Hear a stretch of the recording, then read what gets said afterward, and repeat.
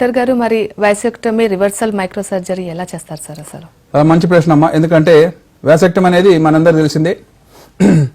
అందులో ఉన్నటువంటి వెలుకోలు ఏంటంటే ఎవరైనా సరే వాళ్ళకి కావాల్సినటువంటి బిడ్డలు ఉన్నారు అనుకుంటే ఆ తర్వాత ఇక చాలనుకుంటారు, వాసెక్టమీ చేయించేసుకుంటారు అమ్మా. వాసెక్టమీ అంటే ఏంటి? పర్మనెంట్గా మనకి బిడ్డలు వద్దు అని అనుకునేటువంటి సర్జరీ. ఆ సర్జరీ సింపుల్గానే మేము చేస్తామండి. కానీ చేసిన తర్వాత ఓ 2 సంవత్సరాలకు 3 సంవత్సరాలకు బిడ్డ చనిపోవచ్చు, లేక కొద్ది రోజుల తర్వాత డైవర్సే కావచ్చు, ఇంకో అమ్మాయిని పెళ్లి చేసుకుంటారు, మళ్ళీ పిల్లలు కావాలి అంటే ఫస్ట్ ఉన్న వాళ్ళని ఎట్లా ఒకట్లా మేనేజ్ చేసుకుంటాం. కానీ మళ్ళీ కావాలని కోరుకున్నటువంటి వాళ్లకు చేసేటువంటి ఇది వాసెక్టమీ రివర్సల్ అంటారు. దాంట్లో ఉన్నటువంటి స్పెషల్ సిచ్యువేషన్ అని చూద్దాం. మేము చేస్తున్నటువంటి ఈ టెక్నిక్ జనరల్గా మైక్రో సర్జరీ అంటారండి. మైక్రో సర్జరీ ఇది అమెరికాలో క్లీవ్లాండ్ క్లినిక్ అని ఉందండి, ఒహాయో స్టేట్లో. అక్కడ ఈ మైక్రో సర్జరీ నేర్పిస్తారు. అందులో ఏంటి అని అంటే ఎక్కడైనా సరే మనం మ్యాగ్నిఫికేషన్ చూడాల్సి వస్తుంది. అత్యంత సూక్ష్మమైనటువంటి ట్యూబ్స్ని మనం కలుపుతున్నప్పుడు ఎంత ట్యూబ్ కలుపుతున్నాం అంటే బాల్ పెన్తో ఒక చిన్న చుక్క పెట్టండి, అది కూడా 5 టిప్ బాల్ పెన్తో. దాంట్లో 10వ వంతు రంధ్రం.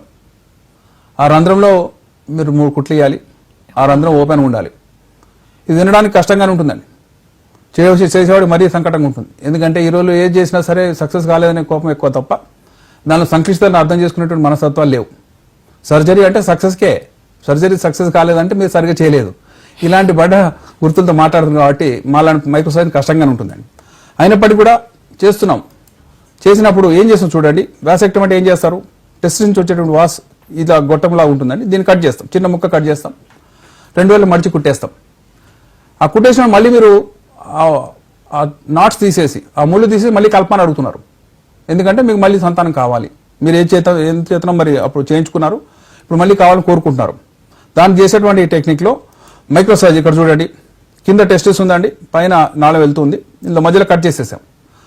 ఈ 2 కలిసిపోయినాయి అనుకోండి, అదొక ప్రాబ్లం. ఉదాహరణకు ఒక ఆయన వాసెక్టమీ చేసుకున్నాడు, తర్వాత మళ్ళీ ప్రెగ్నెన్సీ వచ్చింది అనుకోండి భార్యకి, సర్జరీ బాగా చేయనట్టే అనుకోవచ్చు.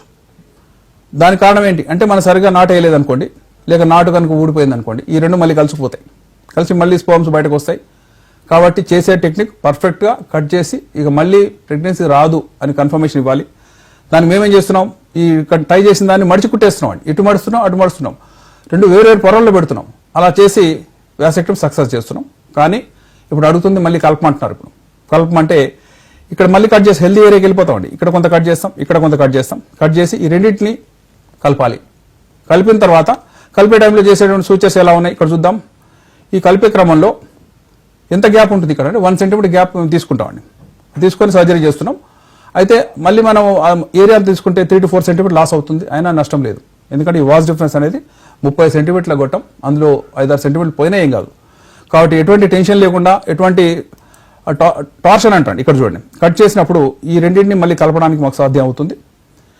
చేసేటువంటి సర్జరీలో చాలా కుట్లు వేయరండి. ఎక్కువ కుట్లు వేస్తే ఫెయిల్యూర్ ఎక్కువ. చాలా మంది అనుకుంటే బాగా గట్టిగా కుట్టేయాలంటే ఎక్కువ సూచర్స్ చేస్తారు. అట్లా కాదండి, కేవలం 3 సూచర్స్ వేయాలి. 5 నీడిల్స్ కంటికి కనబడవండి, ఓన్లీ మైక్రోస్కోప్ మాత్రమే కనబడతాయి. అలాంటి సూచర్స్ వేసి 3 సూచర్స్ వేసి ఎటువంటి టెన్షన్ లేకుండా, కింకింగ్ లేకుండా, అక్కడ ఇన్ఫెక్షన్ ఏం లేకుండా దాన్ని చక్కగా ఇరిగేట్ చేసి చేసేటువంటి సర్జరీ సక్సెస్ఫుల్ సర్జరీ. ఆల్మోస్ట్ 3 చేస్తే 2 సక్సెస్ అవుతుంది, ఒకళ్ళు కాదండి. కాదని మేము ముందే చెప్తున్నాం. ఎందుకంటే ఎవరికి కాదు అది కూడా మేము చెప్పలేం. 5 years దాటి వాసెక్టమీ 5 years తర్వాత సక్సెస్ రేట్ ఇస్ లెస్.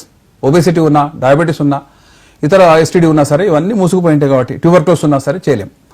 అయినా అటెంప్ట్ చేస్తాం వాళ్ళ కోరిక మేరకు. అయితే సంతోషమే. కాని పక్షాలు ఏం చేయాలి అంటే అప్పుడు ఈ సక్సెస్ కాకపోతే అప్పుడు ఎపిడిమిక్లోంచి నీడిల్ వేసి తీసుకొని ఆ కొద్దిపాటి స్వామిని భార్యకి ఎక్కించడం ద్వారా చేయొచ్చు. కానీ వాసెక్టమీ రివర్సల్ అనేది అమెరికాలో మేము నేర్చుకున్నప్పుడు మాకు కూడా 2-3 hours పట్టేదండి. కంటికి అకామిడేషన్ కష్టం, బయట చూస్తే మనుషులు కనబడేవాళ్ళు కాదు, డల్ అయిపోయేది. 1 hour పడుకోవాలి తప్పితే మనం చూడలేం. ఇవన్నీ స్లోగా over period of time fluency పెరిగి ఫాస్ట్గా చేయగలుగుతున్నాం. 1 hourలో అవుతుంది. అకామిడేషన్ కోసం 15-20 minutes మేము పడుకోవాలండి, లేకపోతే మళ్ళీ మామూలు వాళ్ళు చూడలేము.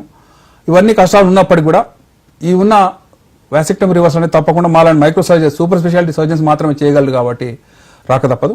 ఇవన్నీ చేస్తే వచ్చే స్పర్మ్స్ ఎలా ఉంటాయి అని అడుగుతారండి. స్పర్మ్స్ నార్మల్గా ఉంటాయి, ఆయన స్పర్మ్సే వస్తాయి. ఇంకా ప్రెషర్తో వస్తాయండి. ఎందుకంటే మేము ఇంతవరకు కట్టేసాం కాబట్టి ఇక్కడ ప్రెషర్ బిల్డ్ అయి ఉంటుంది. ఆ ప్రెషర్తో తన్నుకొని పైకి వచ్చేస్తాయి. కాబట్టి ఒకసారి నాళం కనుక మళ్ళీ రీఎస్టాబ్లిష్ అయింది, పేటెన్సీ బాగుందంటే తప్పకుండా సంతానం కలుగుతారు. కాబట్టి ఒక 3 months తర్వాత వాళ్ళకి స్పర్మ్ కౌంట్ చేయమంటాం. స్పర్మ్ కౌంట్ వచ్చిందంటే ఆ సర్జరీ సక్సెస్ అయినట్టే, ఇంట్లోనే ప్రెగ్నెన్సీ వస్తుంది. ఎటువంటి అసిస్టెడ్ టెక్నిక్స్ అవసరం లేకుండా ఈ వాసెక్టమీ రివర్సల్ తప్పకుండా పనిచేసి చెప్పడానికి సంతోషిస్తున్నాం. Thank you sir, thank you very much.